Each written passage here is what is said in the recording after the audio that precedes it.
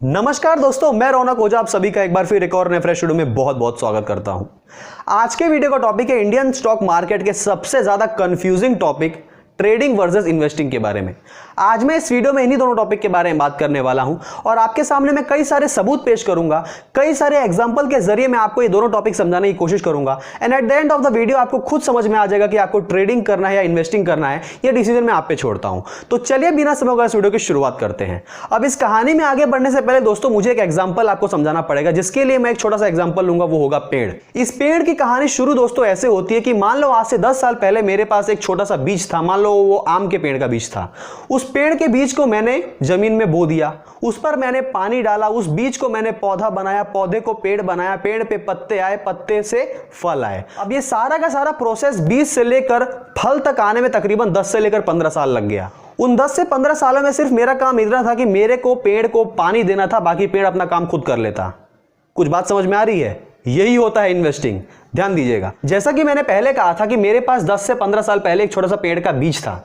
मान लो वो पेड़ का बीज मेरा इनिशियल अमाउंट हो गया, उस अमाउंट को मैंने फिक्स कर दिया, कोई कंपनी के स्टॉक खरीदकर मिट्टी में डाल दिया। अब उस मिट्टी में डाल दिया उस अमाउंट को, अब उसको मैं पानी दे रहा हूं, मतलब उस अमाउंट को मैं जिंदा कर रहा हूं और उस अमाउंट के प्रोसेस होने की मैं तैयारी कर रहा हूं। उस अमाउंट को मतलब एक मल्टी बैगर स्टॉक बनने में तकरीबन 10 से 15 साल लग गए, क्योंकि दोस्तों 10 से 15 साल तक वो पेड़ से मुझे कुछ फायदा नहीं हो रहा था। 15 साल के बाद वो पेड़ से दोस्तों उस पत्तों से मुझे छाया मिलने लगी, जिसके नीचे मैं खटिया बिछाकर मजे से सो जाता था। उसके बाद अगर मुझे भूख लगती तो मैं पेड़ से फल तोड़कर खा भी लेता था, जिससे मेरा पेट भी पल जाता था। ऐसे में दोस्तों उस पेड़ पे तकरीबन 2-4 कुंटल आम निकलते हैं हर साल। तो मैं 2-4 कुंटल आम तो एक साथ खा नहीं जाऊंगा, मैं कई सारे आम खाऊंगा। मान लो 10-5 किलो आम खा लूंगा तो बाकी सारे आम बेच दूंगा। उस बीज की होगी दोस्तों कीमत मान लो हार्डली 2-4 रुपए 10 साल पहले। आज दोस्तों 10 साल बाद मैं उस बीज के जरिए 2-4 कुंटल आम हर साल बेच दे रहा हूं, जिसकी कीमत हजारों लाखों में होती है।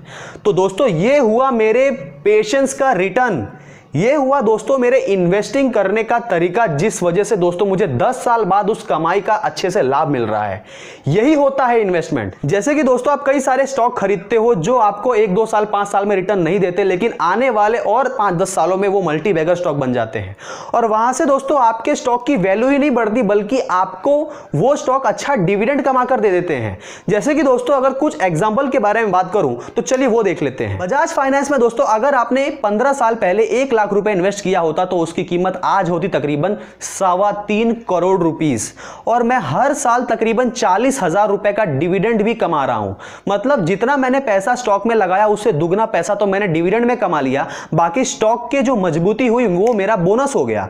इसमें दोस्तों दूसरा एग्जांपल लूंगा मैं पीडीलाइट का। पीडीलाइट ने दोस्तों 15 साल में 1 लाख रुपए को 80 लाख रुपए तक बना दिया है और हर साल तकरीबन 30 से लेकर 32,000 रुपए ये कंपनी डिविडेंड देती है अपने शेयर होल्डर्स को। मतलब यहां पे भी दोस्तों मुझे बम्पर फायदा हो रहा है। जितना मैंने पैसा स्टॉक खरीदने में लगाया उससे दुगना तिगना पैसा तो मैंने डिविडेंड के जरिए कमा लिया। स्टॉक का रिटर्न तो दोस्तों मान लो बोनस है।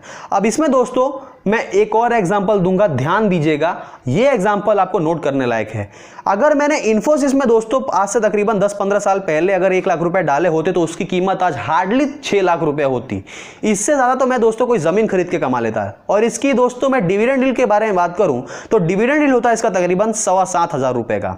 अगर मैं रिलायंस के बारे में बात करूं तो रिलायंस ने 15 सालों में 1 लाख को 12.5 लाख रुपए किया है और इसका डिविडेंड है तकरीबन 5,000 रुपए का हर साल का। मतलब दोस्तों ये दो स्टॉक में मुझे कोई अच्छा फायदा तो नहीं हो रहा है। इसीलिए दोस्तों लोग एग्रेसिव हो जाते हैं कि इन्वेस्टिंग एक बेकार चीज है, हमें ट्रेडिंग करना चाहिए। अब दोस्तों अगर मैं ट्रेडिंग के बारे में बात करूं तो ट्रेडिंग का केस दोस्तों एकदम उल्टा है। उल्टा कैसे है चलिए इसे भी देख लेते हैं।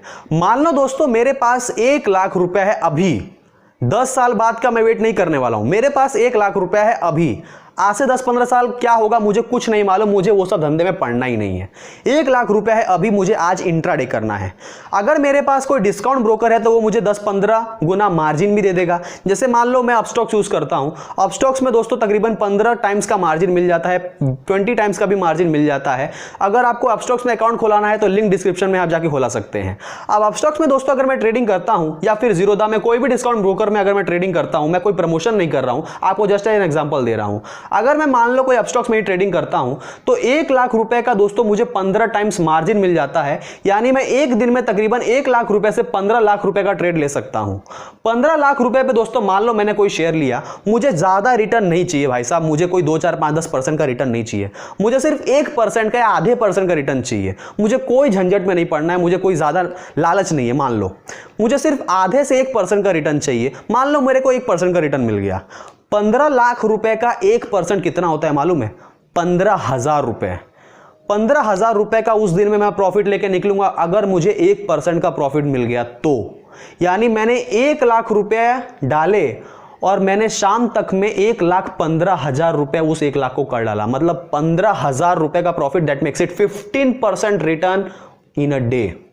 आप यहीं से समझ जाओ कि ट्रेडिंग बेटर है, इन्वेस्टिंग बेटर है। लेकिन ऑन द अदर हैंड अगर आपने 15 टाइम्स मार्जिन को यूज किया, अगर आपको 1% का लॉस हो गया तो 15,000 आपके वहीं पे चले गए, मतलब 1 लाख रुपए की कीमत होगी तकरीबन 85,000। दैट मेक्स इट 15% का लॉस। दोस्तों अगर बात की जाए ट्रेडिंग की या इन्वेस्टिंग की, रिस्क तो दोनों में है, लेकिन ट्रेडिंग में बहुत ही ज्यादा रिस्क है, मतलब चरम सीमा तक पहुंच जाओगे उतना रिस्क है, लेकिन इन्वेस्टिंग में इतना रिस्क नहीं है। इन्वेस्टिंग में दोस्तों अगर आप कोई इन्वेस्टिंग करते हो, कोई स्टॉक में अगर पैसा डालते हो तो आप क्या देखोगे? उस कंपनी के market cap, business performance, market share, market size, profitability, return on equity, revenue growth, हर एक चीज आप देख डालोगे।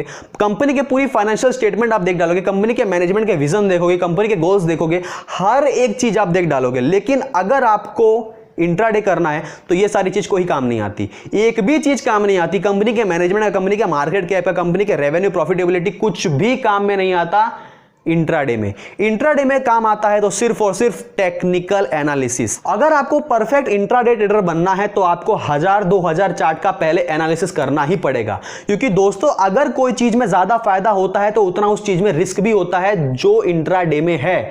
अगर आपको ज्यादा पैसा कमाना है तो ज्यादा मेहनत आपको करनी पड़ेगी, जो इन्वेस्टिंग में लोगों को करनी नहीं पड़ती, इसीलिए लोग इन्वेस्टिंग करते हैं। अगर आपको दोस्तों ज्यादा पैसा कमाना है तो आपको चार्टिंग एनालिसिस करनी होगी। अब दोस्तों ऐसी बात नहीं है कि इन्वेस्टिंग खराब है। इन्वेस्टिंग में दोस्तों आपने 1 लाख रुपए को 3.25 करोड़ रुपए भी बनाया है बजाज फाइनेंस में, ये बात आपको भूलनी नहीं चाहिए। साथ ही साथ आपने 30-40 हजार रुपए का हर साल डिविडेंड भी कमाया है। लेकिन 5-6 हजार कंपनियां मार्केट में लिस्टेड है भाई साहब, कितनी कंपनियां खोजोगे? मान लो खोज भी लिया तो क्या ये आपको मतलब एश्योरेंस मिल जाएगा कि वो कंपनी आपको 15 साल बाद यही 1 लाख रुपए को 3.5 करोड़ रुपए करके देगी?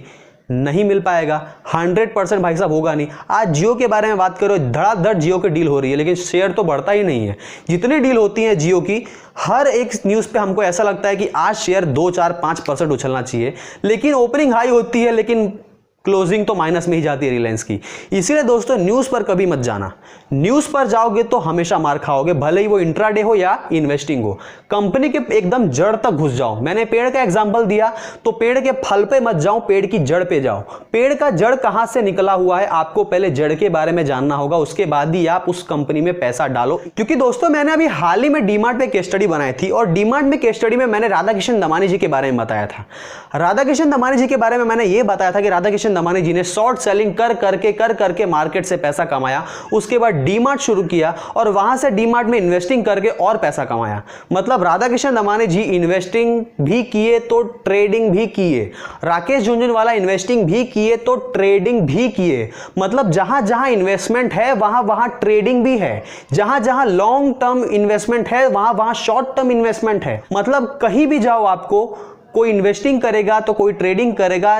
इसका मतलब ये नहीं कि इन्वेस्टिंग बहुत ज्यादा अच्छी चीज है, ट्रेडिंग बहुत ज्यादा खराब चीज है। भाई साहब हमें पैसे कमाने हैं, पैसे पेड़ से उखाड़ो या जमीन में से खोद के निकालो। पैसे पे ये लिखा नहीं होता कि ये पैसे चोरी के हैं या ये पैसे मेहनत की कमाई के हैं। पैसे दोस्तों हर एक आदमी के इक्वली होते हैं। 500 रुपए की नोट चोर के हाथों में जाएगी तो वो 250 नहीं बनने वाला, या 500 रुपए की नोट कोई राजा के हाथ में जाएगी तो वो 1000 नहीं बनने वाला, उसकी कीमत 500 ही होनी है। हमें भाई साहब मार्केट में हमें पैसा कमाना है, पैसा ट्रेडिंग से कमाओ या इन्वेस्टिंग से कमाओ, पैसे पैसे होते हैं। यह बात आपको ध्यान रखना है कि आपको ट्रेडिंग करना है या इन्वेस्टिंग करना है। आपके अंदर पेशेंस है, इन्वेस्टिंग करो, एग्रेसिव बनना है, ट्रेडिंग करो। ध्यान दीजिएगा कोई इलीगल तरीका ना हो। तो बस दोस्तों आज के लिए इतना ही। मुझे उम्मीद है वीडियो आपको पसंद आया होगा और इन्वेस्टमेंट और ट्रेडिंग से लेकर आपके हर एक कंफ्यूजन में इस वीडियो में दूर कर पाया होऊंगा। अगर आपको वीडियो अच्छी लगी तो वीडियो को लाइक कीजिए, शेयर कीजिए, कमेंट कीजिए, चैनल को जरूर सब्सक्राइब कीजिएगा, क्योंकि आपके एक सब्सक्रिप्शन से मुझे बहुत मोटिवेशन मिलेगी कि मैं आपके ऐसे ही कंटेंट और लाता रहूं। तो आज के लिए इतना ही दोस्तों, नमस्कार।